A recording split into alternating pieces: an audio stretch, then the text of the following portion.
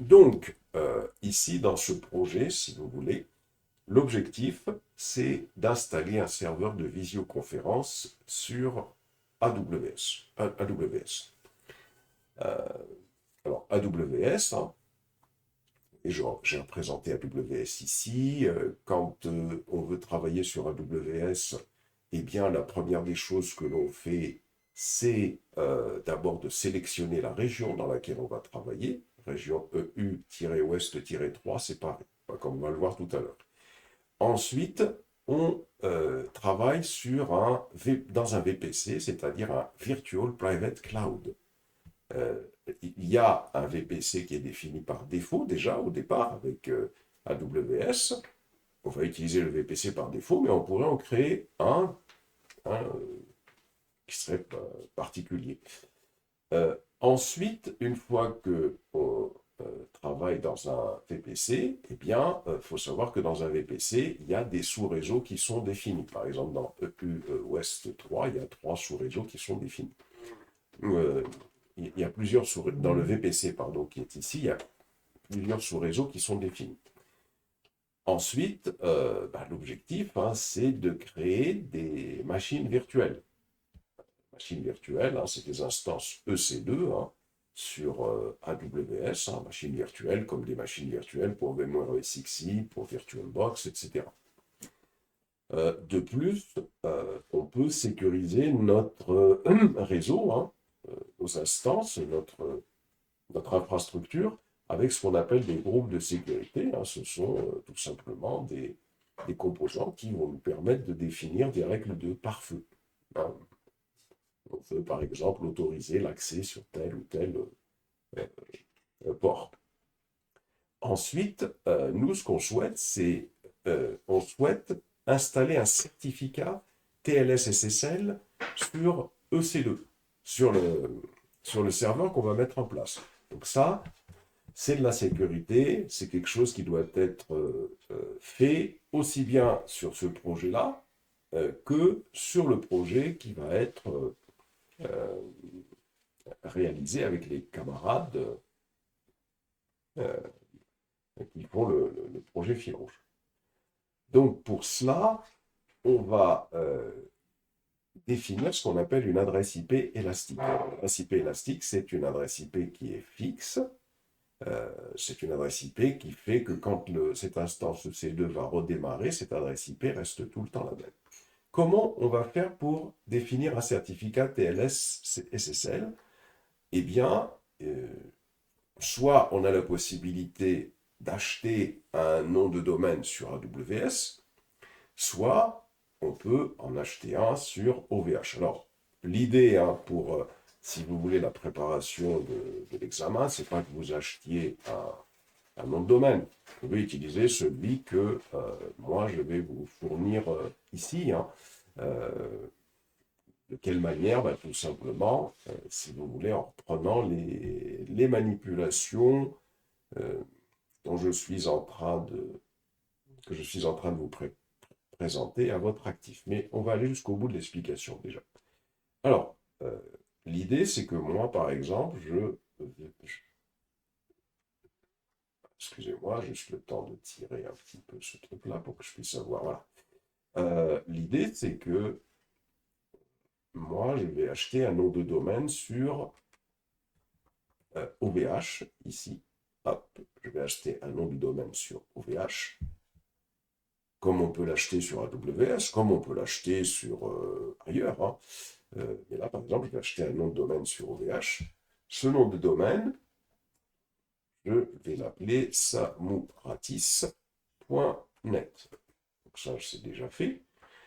Et donc, l'idée, c'est quoi? C'est une fois qu'on aura eu cette adresse IP fixe ici, par exemple, cette adresse IP fixe, on va supposer, on va voir à quoi elle va être égale, que c'est 80.10.15.20, par exemple. Hein. Une fois qu'on aura eu cette adresse IP fixe, qu'est-ce qu'on va faire sur le chez l'hébergeur? Hein? On va tout simplement aller travailler sur les zones DNS et spécifier que ce nom de domaine samouratis.net, il pointe vers cette adresse IP. Donc là, vous voyez, on est chez OVH, hein, et là, on est chez AWS. Bah, je vais tout simplement demander à ce que 80.10.15.20 ce soit, pardon, 80, 80, 80.10.15.20, on va demander à ce que le DNS, hein, qui est ici, hein, puisqu'il y a sur OVH qu'il y a un DNS, on va tout simplement aller travailler sur la zone DNS pour dire, bon, bah, samouratis.net, c'est un nom de domaine qui m'appartient, je l'ai acheté, je veux qu'il pointe sur l'adresse 80.10.15.20. Ce qui fait que quand on va avoir, par exemple, un internaute ou un employé qui va être autorisé à pouvoir donc accéder à ce serveur de visioconférence qu'on va mettre en place. Bah, cet employé, qu'est-ce qu'il va faire? Il va taper une adresse qui va être l'adresse HTTP. On va commencer par HTTPS. Hein.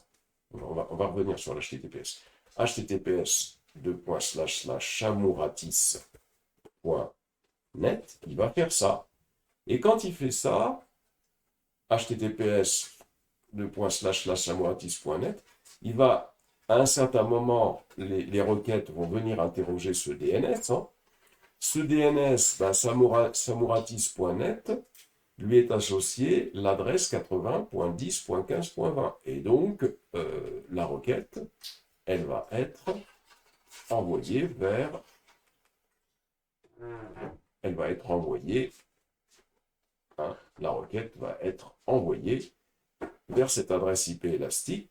Et cette adresse IP élastique, nous, on va l'associer à ce serveur EC2 qui est ici. Vous voyez?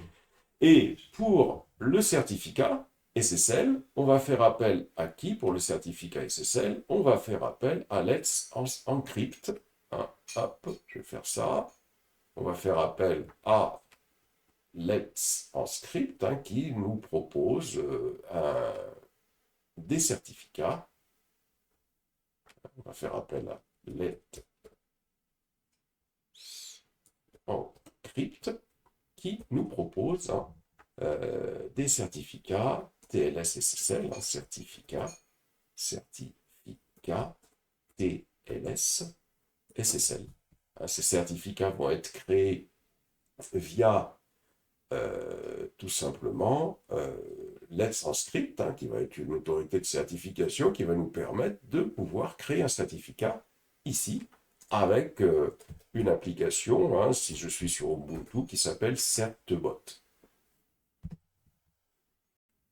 L'objectif de ce qu'on veut faire, on veut sur cette instance EC2, on veut installer un serveur de visioconférence. Hein.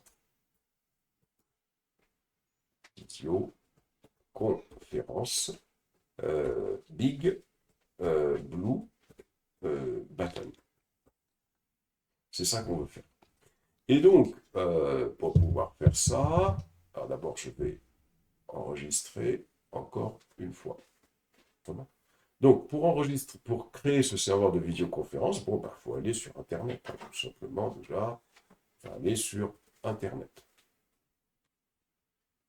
Quand on va sur Internet, bah, on tape Big Blue Button. Hop. Et on essaye quand même d'avoir quelque chose qui soit assez récent. Voilà. Installe Big Blue Button 2024. Voilà. Et donc ici, on a une documentation qui indique comment il faut installer Big Blue Button.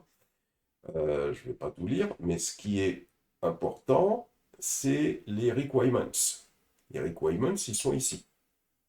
Hein, c'est-à-dire que là, les requirements, voici la machine qui est nécessaire, une version de Docker qui doit être installée, 16 gigabits de mémoire minimum, 8 CPU, alors 500 gigabits, bon, ça c'est si on veut l'utiliser en production, hein, ou 50 gigabits si puisqu'on veut juste l'installer. Mais les requirements, c'est très important. Les ports qui doivent être accessibles et ouverts, les ports TCP qui doivent être accessibles et ouverts, les ports UDP qui doivent être accessibles et ouverts, la bande passante hein, qui doit être nécessairement, comment dirais-je, donc existante hein, pour que ce soit assez fluide.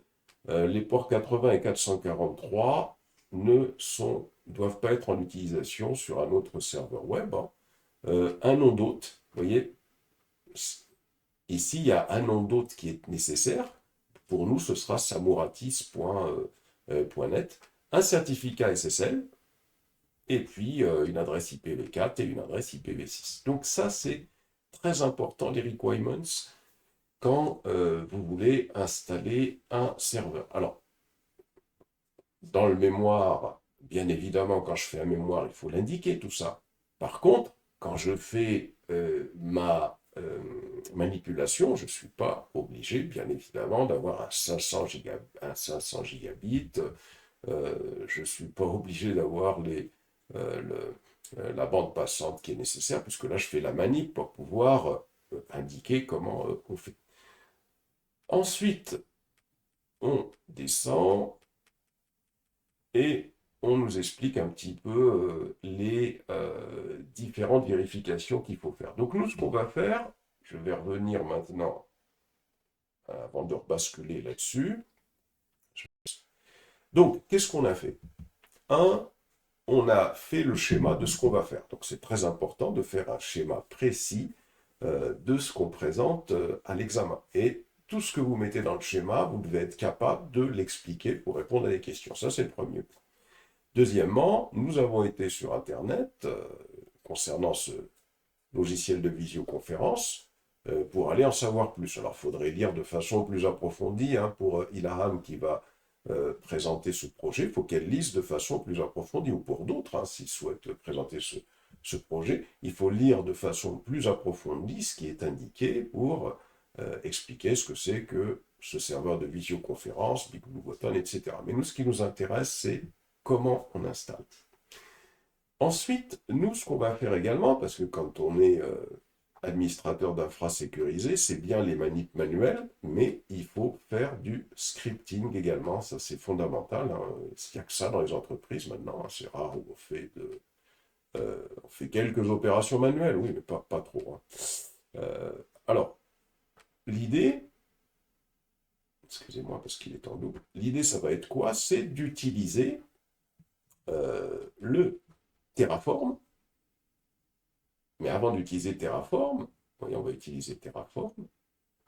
Je vais venir ici. Hein, pour pouvoir créer. Voilà, je vais utiliser Terraform. Ici. On va utiliser Terraform pour pouvoir créer, si vous voulez, tout ce qu'on vient de dire ici, c'est-à-dire qu'on va définir la région, on va définir le réseau privé virtuel sur lequel on travaille, on va définir le sous-réseau dans lequel on veut configurer notre instance EC2, on va définir les informations concernant notre instance. Au niveau des groupes de sécurité, alors, je vais, vous voyez, d'après ce qu'on a vu tout à l'heure, hein, on a vu, alors je vais aller récupérer ce qu'on a vu, hein. Je vais récupérer ce qu'on a vu, voilà. Et ici, vous voyez ce que je vais faire. Je vais mettre à ce niveau-là. Hop, je vais descendre comme ça. Vous voyez, quand on a été sur Blue Button, il y avait des prérequis. En particulier, hein, comme prérequis, il y avait les ports qu'il faut ouvrir.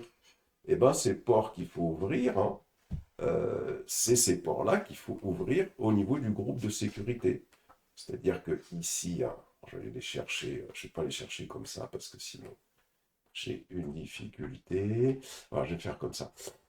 Donc, il faudra ouvrir. Je vais les chercher. Hein, je vais revenir sur le.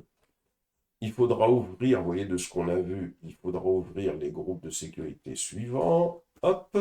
le 80 et le 443, qui devront être accessibles, hein, on a dit. Hein. Il faut ouvrir également les ports UDP. Hop, bien les mettre ici. Vous voyez, avec notre lecture, on a un petit peu ce qu'il faut ouvrir. Euh, et donc, ça, il va falloir le spécifier dans Terraform. Donc, Terraform va nous permettre de spécifier tout cela. De plus, pour l'instance EC2, on a vu hein, que pour cette instance EC2, il y a un certain nombre de choses dont on va avoir besoin. On va avoir besoin que la machine, elle fasse l'instance EC2 qui est là. Je vais la dupliquer ici. Hein. Hop. On a vu que cette instance EC2, elle doit avoir une mémoire hein, de ce qu'on a vu dans les prérequis. Vous voyez, c'est à ça que ça sert les prérequis. Hein, quand,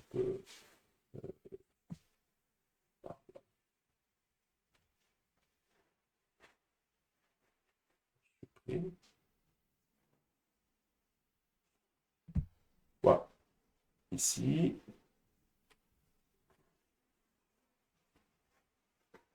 je fais le schéma le mieux que je peux. Voilà, c'est-à-dire qu'il faudra 16 gigabits de mémoire et 8 CPU core. Tout ça, il va falloir le définir dans notre Terraform qui est ici. De plus, on a vu que sur l'instance de C2, il faudra installer Docker. Alors, on pourrait le faire via Ansible, mais je vais le faire manuellement, pour faire un peu de manuel quand même. Et il faudra que Certbot, hein, qui permet de générer les certificats, soit installé. Bon, on va voir s'il n'y a pas autre chose à installer. Alors, je vais supprimer celui-là pour pas qu'il y ait confusion hein, dans ce qu'on va réaliser. Voilà. Il y a autre chose qui est très important également quand on a tout ça, c'est que il faut qu'on ait, pour qu'on puisse utiliser Terraform avec AWS, il faut qu'on crée un compte IAM auquel on va donner l'autorisation justement de pouvoir accéder de manière programmatique à AWS. Donc ça c'est très important également, hein, souvenez-vous, vous voyez. Ici, je vais venir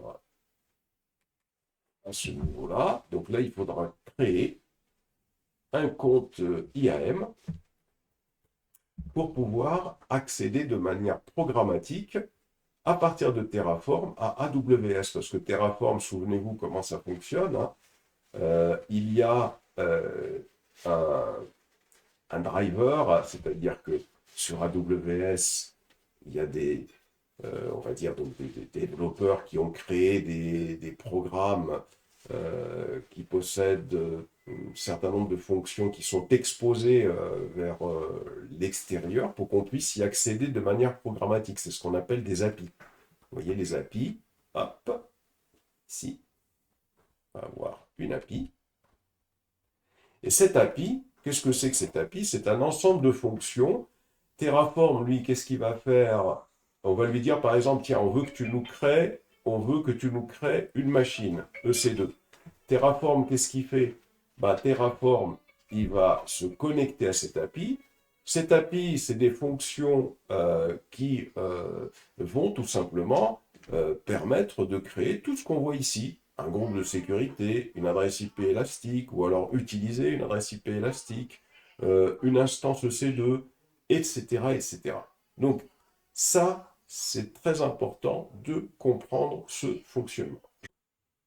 Donc, première des choses, vous avez votre compte, je me connecte sur AWS. Une fois que je suis connecté sur AWS, je me connecte à la console et l'utilisateur racine ici, voilà, et je me connecte. Je vais mettre le mot de passe.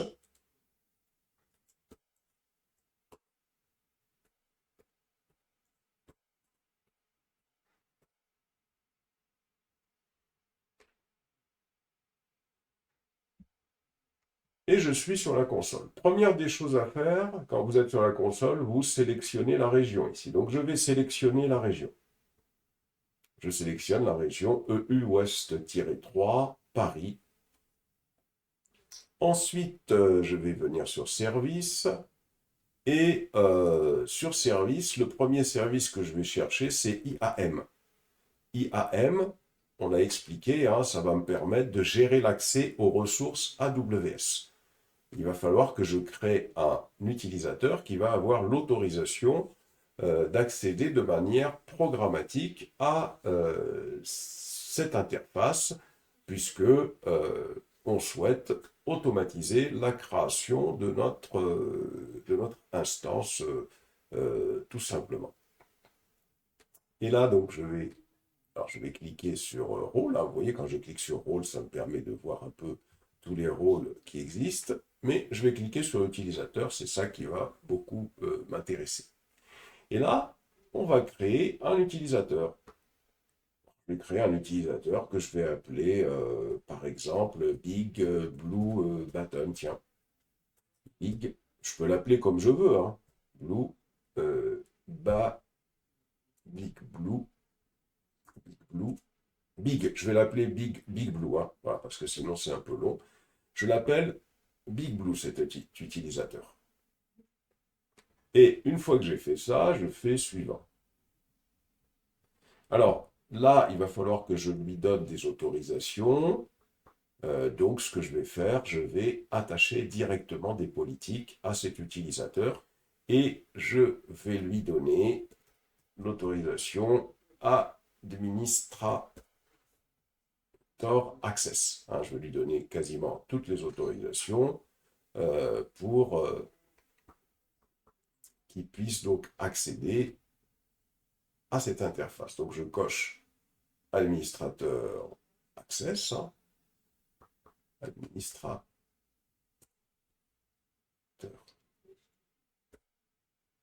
Après, bon, si on constate qu'on doit revenir pour revoir les autorisations, les minimiser par exemple, on revient, c'est tout.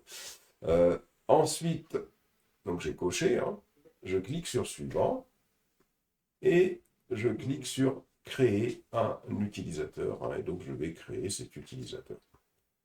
Donc l'utilisateur Big Blue, il est ici. Hein, et j'ai créé cet utilisateur Big Blue, je clique dessus.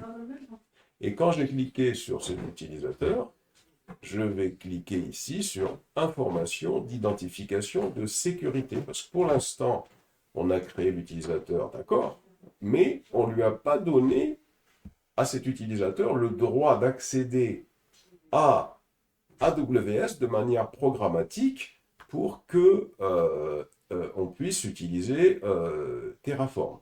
Donc, je clique sur information d'identification de sécurité, je descends. Et ce qu'on veut, nous, si on descend ici plus bas, donc on va rechercher un peu les autorisations. Ici, ce qui nous intéresse, c'est de créer une clé d'accès. Vous voyez, on a besoin de créer une clé d'accès. Vous voyez ici, utiliser les clés d'accès pour effectuer des appels par programmation vers AWS. C'est ça qu'on a besoin. On va cliquer sur créer une clé d'accès. Et là, il nous pose la question, il nous dit quels sont les cas d'utilisation possibles. Est-ce que c'est l'interface en ligne de commande que l'on veut utiliser? Ben oui, parce que nous, ce qu'on veut, c'est à partir d'une commande Linux, hein, on souhaite pouvoir, en mode commande, lancer Terraform pour pouvoir créer de manière automatique nos ressources. Donc on coche interface de ligne de programmation et je clique sur suivant. Alors là, comme il y a une recommandation de sécurité, il me demande, hein, parce qu'il me dit, bon, bah, attention, hein, quand c'est en ligne de commande, ça peut être un peu pas trop sécurisé, mais je vais travailler sur mon PC à moi. Je coche hein, le fait que je comprends la recommandation ci-dessous et je souhaite procéder à la création d'une clé d'accès. Je clique sur suivant. Il me dit de donner une description concernant cette clé. Donc là, je vais faire clé big, par exemple. Je lui donne un nom. Et je clique sur créer une clé d'accès. La clé d'accès a été créée. Et donc, je vais télécharger le fichier CSV qui comporte cette clé. Voilà. Donc ça, c'est la première des étapes en enregistrement. Je clique sur terminer. Et là, vous voyez cette interface AWS, hein, souvenez-vous, d'abord, le plus important pour nous, c'est EC2. Hein. Ici, EC2, c'est ça qui permet de créer des instances virtuelles. Alors, je pourrais créer l'instance directement ici, hein, si je souhaite. Hein. Donc, ici, on a les instances que l'on peut créer. Par exemple, pour créer une instance, hein, faut cliquer sur lancer une instance si je voulais la créer de manière virtuelle, manuelle. Je devrais mettre le nom, par exemple, du serveur, ici. Ensuite, une fois que j'ai mis le nom du serveur, je descends, je vais sélectionner la distribution, Ubuntu. Ensuite, ici, j'ai Ubuntu Server 24.04, mais ce n'est pas ce que je veux, puisqu'on a vu dans les prérequis tout à l'heure, hein, sur le site de Big Blue Button, que c'est la 22 qu'il faut. Donc, je sélectionne la 22. Alors, je confirme les modifications. OK. Ensuite, si je descends un petit peu plus bas, le type d'instance que je dois choisir, alors il y a celle-là qui est éligible à l'offre gratuite, mais de ce qu'on a vu tout à l'heure, il faut 4 processeurs et 16 Go minimum. Donc il faut descendre pour prendre quelque chose qui va respecter les critères. Donc là, j'ai 4 CPU, 16 Go de mémoire, puis là, j'ai 0,2 à peu près par heure, donc j'y vais, je pourrais arrêter ça tranquillement après. Ensuite, il faut créer une paire de clés de connexion. Une connexion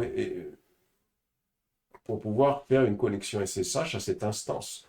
Hein. Ça, c'est fondamental. Hein. C'est-à-dire que si on ne crée pas la paire de clés qui va permettre la connexion à cette instance, bon, bah, on ne pourra absolument rien faire. Hein. Donc là, je vais sélectionner cette paire de clés, ici. Vous voyez, je sélectionne la paire de clés. Alors, je vais la créer, tiens. Je vais la créer carrément, comme ça, on l'isole. Je clique sur créer une paire de clés. La paire de clés, je vais l'appeler Big Blue. Big Blue, par exemple, Button. Voilà. Une clé de type RSA qui est destinée, je ne vais pas l'utiliser avec PuTTY, hein, puisque l'idée c'est que je la récupère sur du Linux. Donc je laisse PEM et je clique sur créer une paire de clés. Et vous voyez la paire de clés, elle est téléchargée. Ensuite, si je descends un petit peu plus bas ici, si je descends un petit peu plus bas, donc au niveau des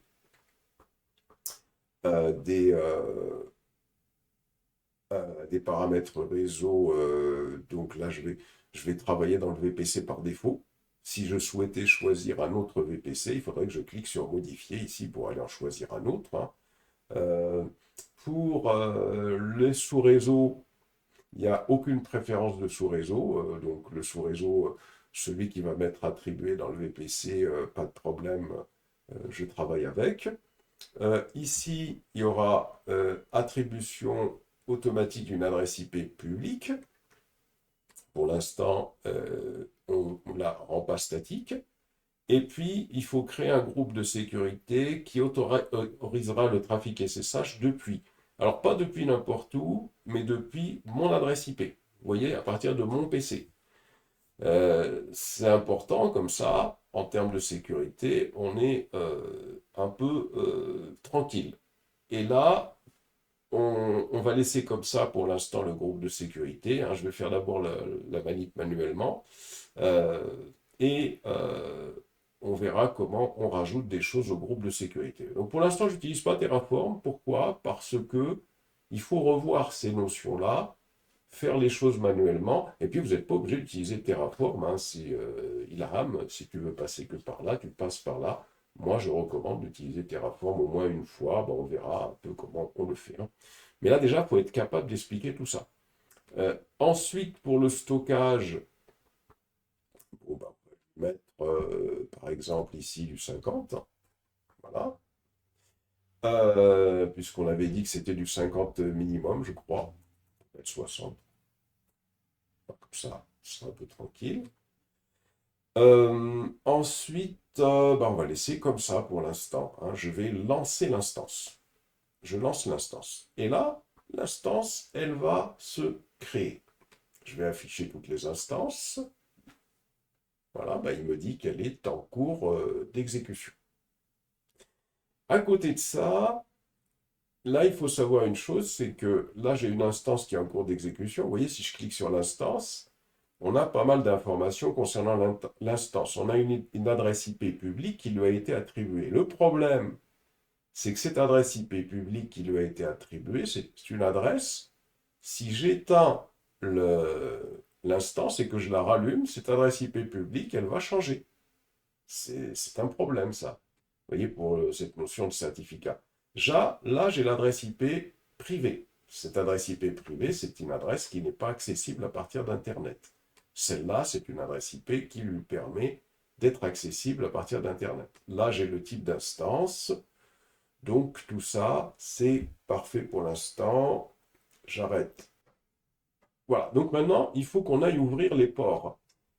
Alors, pour ouvrir les ports, c'est simple. Vous voyez, donc là, j'ai cliqué sur l'instance C2. Et donc, je continue. Et plus bas, j'ai sécurité. Dans sécurité, qu'est-ce que je vais faire? Là actuellement, j'ai le port SSH qui est ouvert. Ben, il faut que je rajoute, hein. Et pour pouvoir ajouter, je vais cliquer sur le groupe de sécurité qui est ici. Et je vais cliquer sur modifier les règles entrantes. Qu'est-ce que je vais faire? Donc, j'ai le SSH qui est accessible à partir de cette adresse-là. Je vais ajouter une règle. La règle que je vais ajouter, c'est je veux que ce soit accessible via le port, alors qu'est-ce que j'ai mis dans la discussion publique? Le port 80 et le port 443. Hein. Voilà. Donc, je veux que ce soit accessible à le port HTTP, hein, fin de compte. Hein. Port TCP, on va faire TCP, hop, le port 80. Ça doit être accessible n'importe où. Voilà. Je vais ajouter une règle TCP personnalisé 443. Ça doit être accessible de n'importe où. Voilà. Vous voyez, c'est un pare-feu, hein. Et on a dit, qu'est-ce qu'on a dit là? On a dit les ports 16384, donc en UDP, hein. Donc c'est des ports UDP, 16384 jusqu'à 32 768. Hein. 32 000. Alors là, par contre, la première partie de la plage de port doit être inférieure ou égale à ce. Oui, 32 768. Voilà. Et ça va être de n'importe où. Donc attention, hein, je vous ai fait un cours sur le site hein, qui vous explique les différences entre TCP et UDP hein, sur le site Sécurité Informatique. Je vous invite à aller y revoir tous les cours pour voir la différence, parce qu'on peut vous poser la question, c'est quoi la différence entre TCP et UDP hein. Et j'enregistre ces règles. Donc là, j'ai enregistré mes règles. C'est parfait. Donc maintenant, moi, je voudrais bien continuer, c'est-à-dire dans le sens où ce que je veux faire, c'est aller installer Big Blue Button hein, sur ma machine directement, comme ça, hein, faire la manip jusqu'au bout. Je clique sur je clique sur notre machine. Et pour pouvoir installer, qu'est-ce qu'il faut que je fasse? Bah, il faut que j'aille sur une interface en ligne de commande, hein. Donc vous avez le choix, soit vous travaillez sur WSL. Donc vous avez directement accès à une machine Linux. Soit vous avez une machine vagrante, et sur cette machine vagrante, c'est une machine Linux avec laquelle vous avez l'accès à Internet. Ça, c'est votre problème, vous faites ce que vous voulez. Donc là, maintenant, je vais arrêter le partage de mon écran pour passer à une ligne de commande sur Linux. Donc, je suis sur AWS. Là, je vais cliquer sur tableau de bord EC2. Je clique sur instance en cours d'exécution. J'ai mon instance Big Blue Button qui s'exécute. Je clique dessus et je clique sur se connecter. Je clique sur client SSH et là, regardez, j'ai ce qu'il faut pour me connecter. Le problème, c'est qu'avant de me connecter, parce que vous voyez, il y a une clé. Cette clé, je l'ai téléchargée tout à l'heure. Et cette clé-là que j'ai téléchargée, il va falloir qu'on en fasse un copie-coller quelque part. On va en avoir besoin. Souvenez-vous tout à l'heure, qu'est-ce que j'ai fait? J'ai téléchargé, souvenez-vous, j'ai téléchargé une clé Big Blue Button ici. Vous voyez la clé SSH, hein. Cette clé-là, qu'est-ce que je vais faire? Je vais faire un bouton droit. Je vais la copier, cette clé. Alors, vous avez différentes façons de la copier. Je vais vous donner une façon de la copier qui vous permet de la copier, quelle que soit la machine où vous êtes, hein. Vous pouvez l'ouvrir avec le bloc-notes, par exemple, comme ça. Vous pouvez sélectionner tout ce qu'il y a à l'intérieur, CTRL-C, voilà.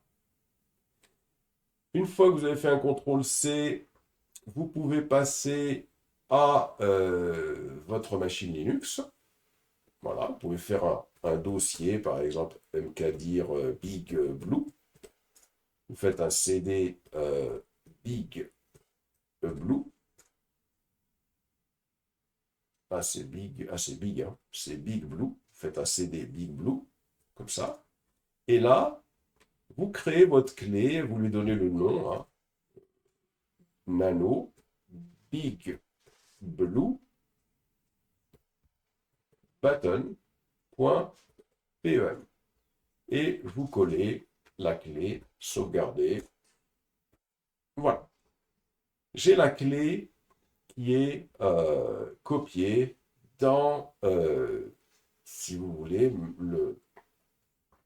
ma machine Linux, hein, qui peut être une machine avec du WSL ou qui peut être une machine avec du Vagrant. Hein, ça, c'est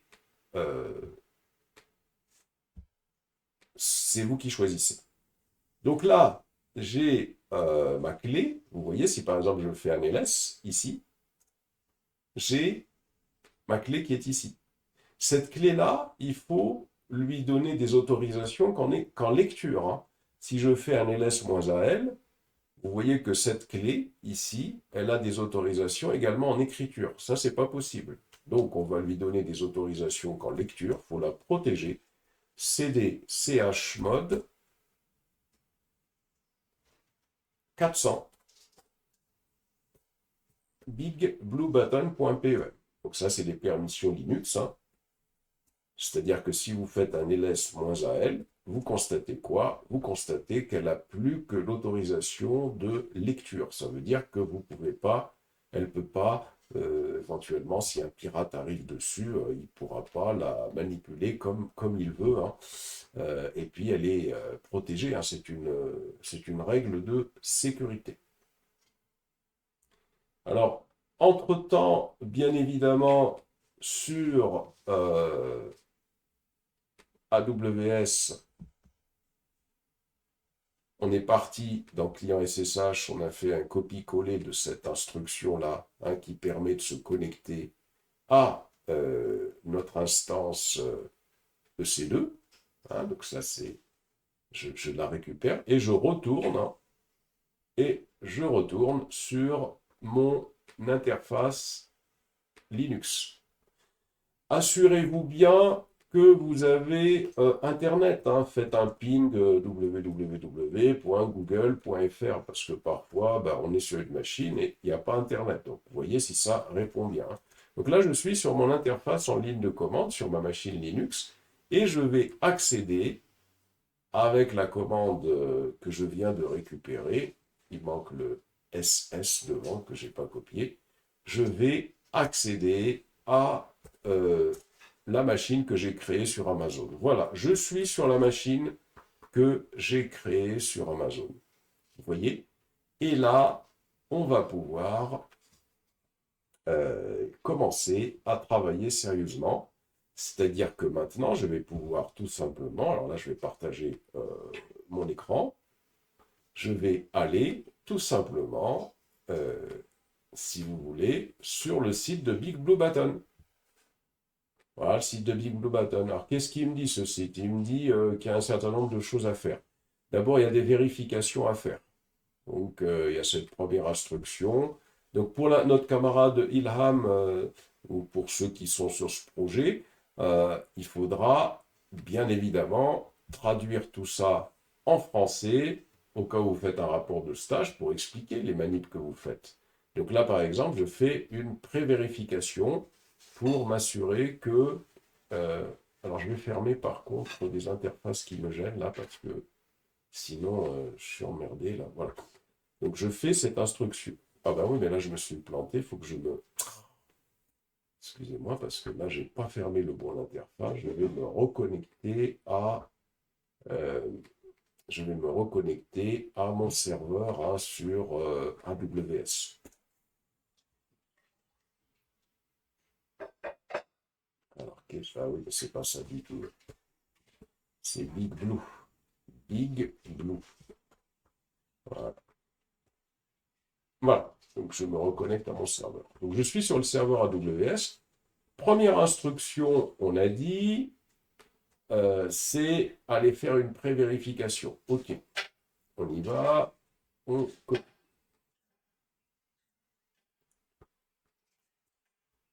Et on doit trouver ce qu'on nous demande de... On doit trouver... Hein, on doit trouver cette sortie-là, c'est ce qu'ils nous disent. Hein. Donc, c'est bon. On doit... alors, on nous dit au cas où on ne voit pas ça, donc ils nous disent ce qu'il faut faire, mais nous, ce n'est pas le cas. Ensuite, on doit utiliser cette commande-là pour voir l'environnement sur lequel on est, pour installer notre Big Blue. Pour pouvoir copier-coller. Hop. Je présume qu'il faut faire ça. Et hop. Et je colle. Voilà. Et donc, on nous dit qu'on doit trouver ça. Il suffit de comparer. Hein. Vous voyez, l'installation est quand même pas compliquée. Voilà. Ensuite, on nous dit qu'il faut trouver un certain nombre d'espaces vides. Donc là, on nous dit la sortie qu'il va y avoir. Donc, on va trouver moins parce qu'on on va trouver moins parce que on a pris un serveur avec une petite capacité, mais ce n'est pas problématique. Hein. Voilà, donc si on trouve à peu près la même chose, c'est parfait. Oui, c'est bien. Ensuite, on doit vérifier la distribution de notre machine. Hein. Voilà, c'est parfait, donc on est bien. Vous voyez, c'est-à-dire que là, actuellement, je suis en train de voir, comme dans la discussion publique, je suis juste en train de voir les informations concernant Big Blue. Je dois aller voir si je fonctionne bien sur la version 64 bits. Hop. Ensuite, je dois voir si ça supporte l'IPv6. C'est ce qu'on me dit. Hop. C'est parfait. Donc, on voit que ça supporte. Ensuite, on peut vérifier le nombre de CPU avec le processeur. Il y en a 4. S'il y en a 8, donc nous 4, ça suffit. Hein, c'est ce qu'ils nous ont dit dans les prérequis. On doit avoir le statut du pare-feu sur la machine. Bon, il n'est pas activé, on va le laisser comme ça, inactif, hein. On pourra l'activer pour filtrer les ports plus finement, laisser que le 80 et le 443. Voilà. Donc ça, pour la personne qui va installer Big Blue Button, c'est important de lire tout ça et dans son mémoire de comprendre tout ça et de l'expliquer. On peut faire une traduction avec du Chat GPT, c'est tout, hein, ou sur Google Traduction. Ensuite, il nous explique comment faire l'installation. Et il nous dit qu'il y a un script d'installation qui s'appelle To install Big Blue Button, use bbb-install.sh. Je clique sur bbb-install.sh. Voici le script. Donc, qu'est-ce que je vais faire, ce script? Je vais le copier. Alors, attention, attention. Avant de faire quoi que ce soit, parce que souvenez-vous tout à l'heure, on a lu un certain nombre de prérequis hein, au-dessus. Hein. Il faut que Docker soit installé. Et donc, il faut d'abord qu'on installe Docker sur notre machine. On y va, on va d'abord installer Docker. Pour installer Docker, c'est le prérequis. Il faut aller sur Google. Google, je vais taper Docker Engine ou Ubuntu. Installe Docker Engine en Ubuntu. Hop, je descends. Et quand je descends, il me dit ce que je dois faire. Donc apparemment, il faut que je récupère tout ça. Je vais coller. Ah, donc, quand c'est mal foutu comme ça, quand on veut aller vite, voilà, on va cliquer ici, là. Voilà. Comme ça, il y a le copier-coller, comme ça on essaie de rien prendre en plus. Voilà. Donc là, il commence à m'installer le Docker. Ça va assez vite normalement, puisqu'on est sur de la WS. Hein. Voilà, il m'installe Docker, hein, puisque c'est le prérequis, c'est un des prérequis, on n'a pas le choix. Hein. Voilà. Ensuite, on retourne, on descend, et ici, on sélectionne. Alors, bien sûr, quand vous installez quelque chose, il faut pouvoir répondre à la question, c'est quoi Docker? Donc, vous savez, hein, hop, je valide. Voilà. Et ensuite, normalement, on n'a plus qu'une dernière étape à faire. Ça, je vous l'ai fait faire plusieurs fois. La post-installation. La post-installation, ça va consister à donner des droits sur Docker à l'utilisateur courant. C'est l'utilisateur Ubuntu. Hein, je colle. Voilà. Et ici, je vais activer les droits de l'utilisateur courant sur Docker. Je colle. Et donc, si vous faites un Docker version, comme ça, c'est parfait, ça marche bien. Donc, on a fait déjà les premiers prérequis. Et il y avait un autre prérequis, puisqu'on veut installer un certificat SSL. N'oublions pas. Donc, puisqu'on veut installer un certificat SSL, on doit installer apt-get install le produit Cerbot. Cerbot, c'est lui qui va nous permettre, alors sudo, hein, c'est lui qui va permettre, si vous voulez, de pouvoir obtenir ce certificat via Let's Encrypt et via le script que l'on va utiliser. Voilà.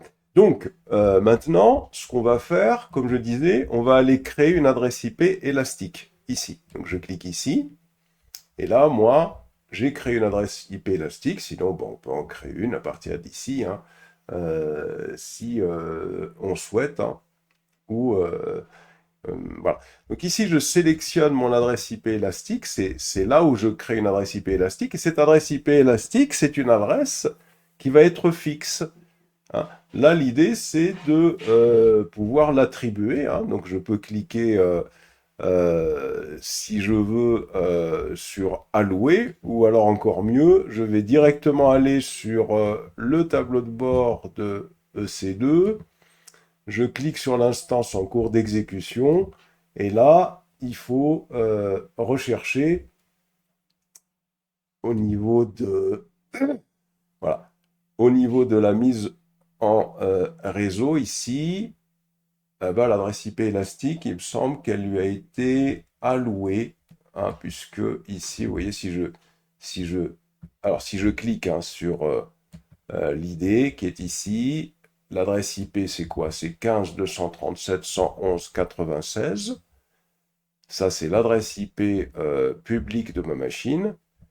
Et ici, l'adresse IP élastique, alors c'est pas la même, hein, donc alors je vais revenir ici sur tableau de bord, je vais sur instance en cours d'exécution, et on va aller sur état, et là, on va chercher dans mise en réseau. Alors, attacher l'interface réseau, dissocier l'adresse IP élastique. Alors, si je clique sur dissocier l'adresse IP élastique, c'est ça. Donc là, il n'y en a aucune qui lui a été allouée. Donc, alors, je resélectionne. Alors, pour voir comment je fais pour pouvoir lui associer l'adresse IP élastique. Alors, attacher l'interface réseau, non. Gérer les adresses IP, on recherche ici. Non, c'est pas ici. Alors, je vais retourner sur l'adresse IP élastique. Adresse IP élastique. Voilà, je la sélectionne. Il faut juste chercher dans le menu qui est ici. Alors, je vais cliquer sur allouer l'adresse IP élastique. Donc, adresse IP élastique. Alors, paramètre de l'adresse IP élastique. Donc, c'est le port d'adresse IP élastique. Ça, c'est bon. Et je clique sur allouer. Voilà, donc l'adresse IP élastique a été allouée avec succès. OK. Et là, donc, si je viens sur l'instance, EC2 qui est ici, là, il faut regarder, hein, c'est quoi son adresse IP. Voilà. Donc là, allons voir c'est quoi l'adresse IP de notre machine. Alors là, c'est le 15.237.111.96. Alors, je ne sais pas si c'est la même que l'adresse. Non. Ah, voilà. C'est-à-dire que là, voilà, il m'a bien créé, vous voyez, il m'a bien créé une adresse IP élastique hein, qui est ici. Hein. On la voit à ce niveau-là. Donc je vais arrêter l'enregistrement et je recommence à partir de l'adresse IP élastique. Donc je reviens ici. Hein. Je vais carrément la supprimer, cette adresse IP élastique, pour la refaire entièrement. Hop. Libérer. Hein. Il suffit juste de libérer. Voilà, c'est fait. Libération. OK. Bon, ben voilà. Donc il n'y a plus d'adresse IP élastique.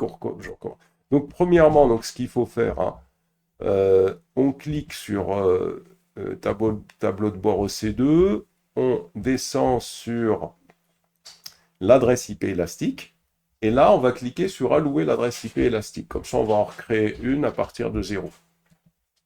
On clique sur allouer. Voilà, donc là, il m'a alloué l'adresse IP. Et qu'est-ce qu'on va faire? On va cocher cette adresse IP. Je fais bouton droit dessus, et là, je fais associer l'adresse IP élastique. Et je vais l'associer à une instance.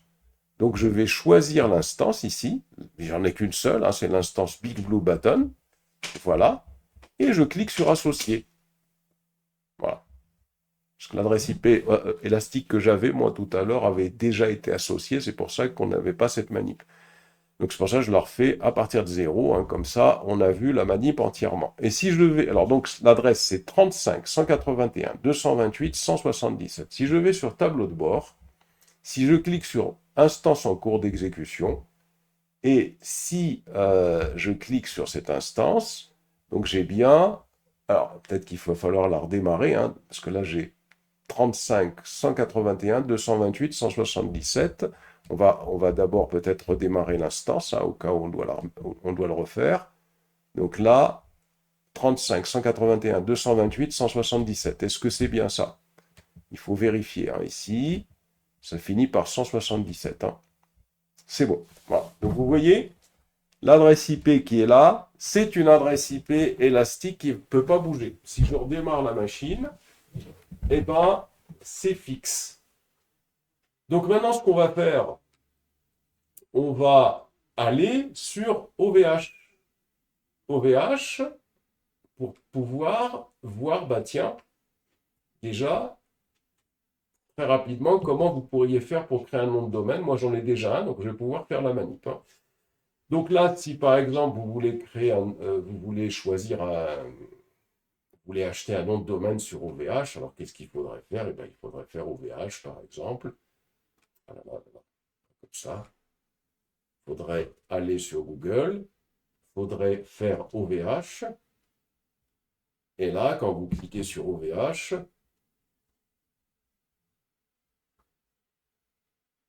donc hébergement et web domaine, hein, par exemple, et puis là, vous cherchez un nom de domaine, par exemple, je ne sais pas moi, mousse.fr, hein, vous faites rechercher. Et s'il est disponible, bon, il est déjà réservé, il vous dit celui-là, donc peut-être mousse.net, hein, .net par exemple, rechercher, mousse.net, oula, il est cher celui-là. Qu'est-ce que je pourrais faire?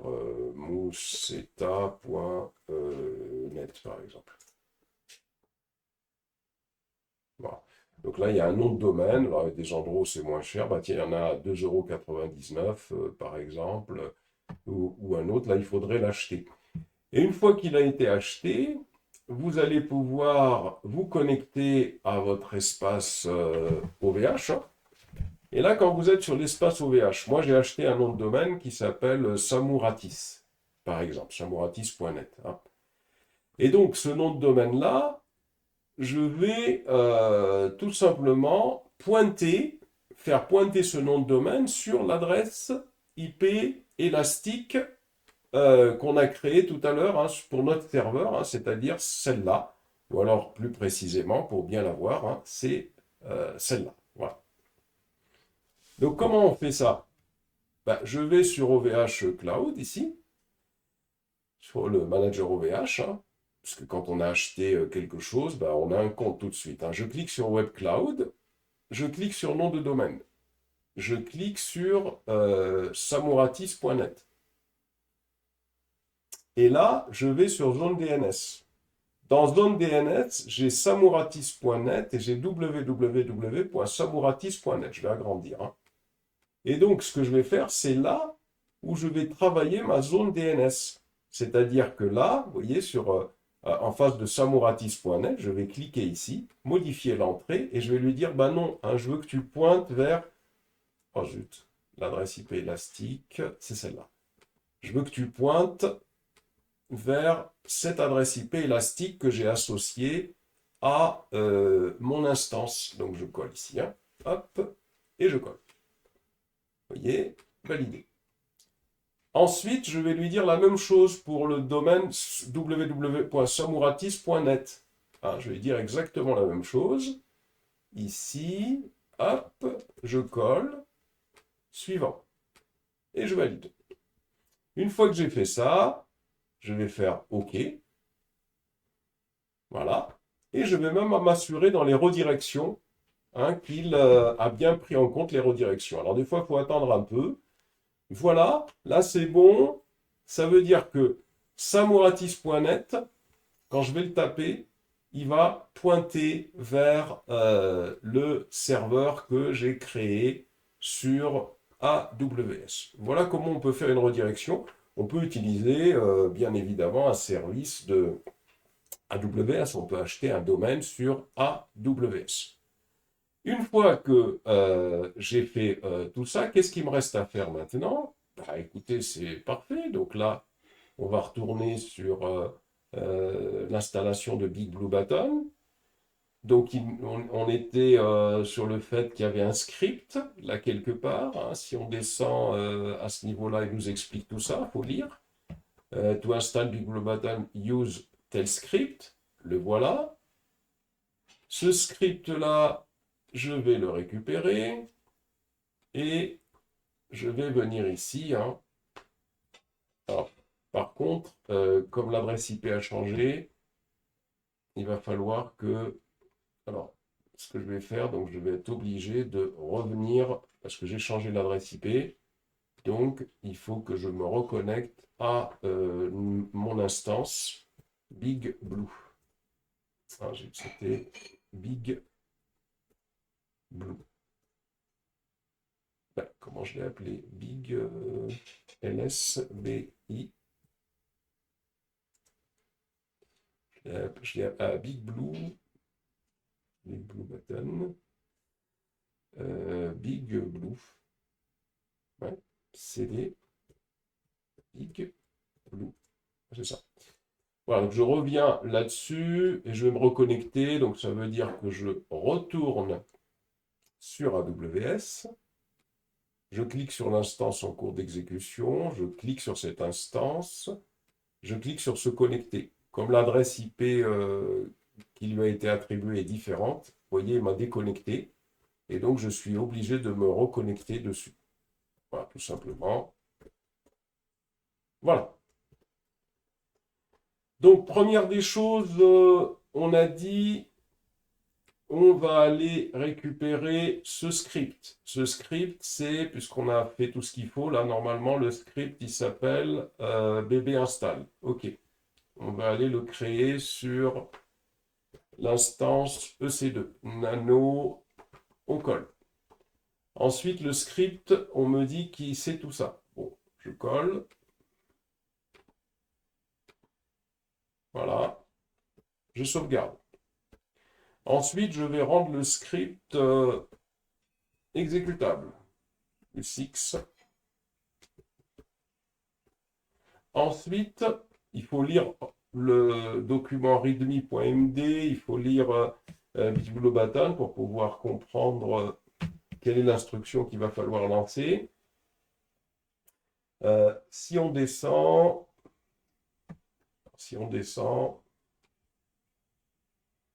voilà, il nous donne ici, il nous donne des instructions, ou même pas, j'ai pas besoin de ça, on n'a pas besoin de ça. Il suffit de faire ici, on va lancer le script, tout simplement. On va pas se casser la tête. On va lancer ce script. Et là, il nous dit qu'il ne faut pas l'utiliser comme ça. Il nous donne les options qu'on peut utiliser.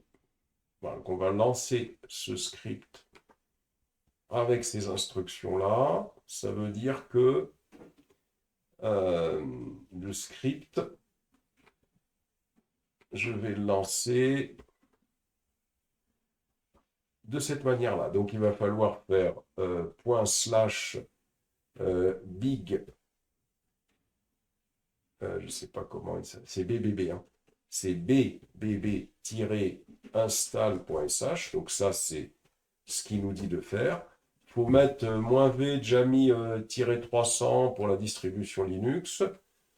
Ici, c'est notre nom de domaine qu'on doit mettre, samouratis.net.